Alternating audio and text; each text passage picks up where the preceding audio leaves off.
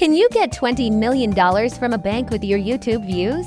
One example, this guy's very famous YouTuber. He got picked up by this company I mentioned that focused on high-level YouTubers. He was a prank guy. Oh, interesting. Literally prank guy. Sometimes he would go. I actually loved watching his shit myself. I wonder how much I could say. He's a Russian dude, very crude buff. And he would sometimes go, he would just make out with girls on the beach. He would sometimes just do random crazy stuff. And a lot of dudes were like, or once he rented a Lambo and he would not say anything. He would just go up to a hot girl and he would just and like his they would get millions, like 10 million views, but he's not a business guy, you know?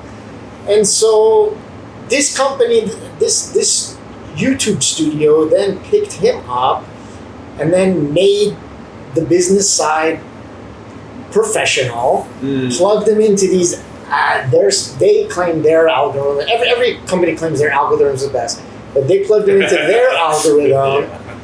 And we even had clients talking smack about each other's algorithms. And when you say algorithm, you're really talking about ad revenue based on their views. Yeah, so these are basically software developers targeting content that hasn't been cleverly monetized.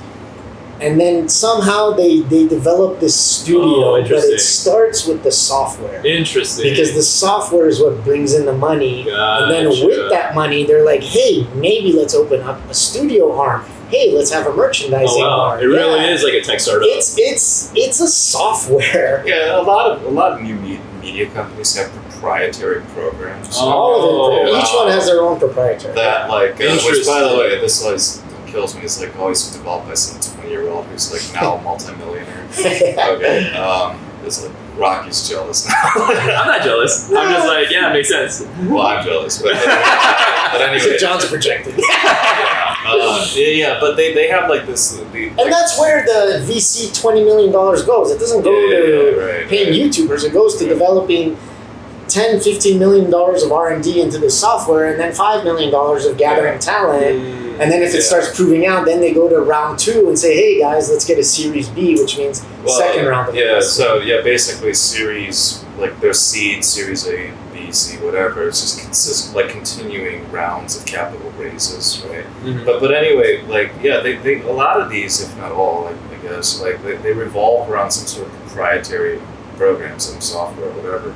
It's a thing that does something that fits into the new media space that basically says, hey, I know how to monetize this stuff better than somebody else. Okay, and there's a whole lot of types of companies that can fit into the new media space, right? But Arde's right. We're talking essentially VC-backed, early to mid-stage, pre-EBITDA startups here.